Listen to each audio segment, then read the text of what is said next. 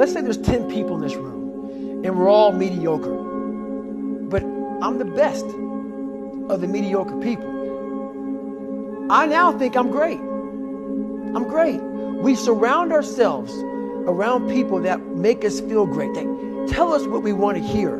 The second we put ourselves amongst the uncommon people, we don't like that feeling, that challenging feeling of that person who's waking up at 3:30 in the morning and say, hey, put your shit on, we're going for a run.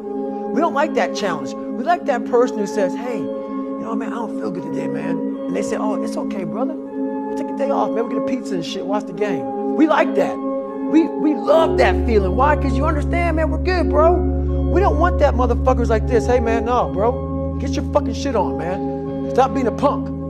We don't want that in our lives. We don't want that person who's constantly challenging our weaknesses. We want that person who's constantly, you know, making us feel nice and good and secure in ours. That's the mediocrity.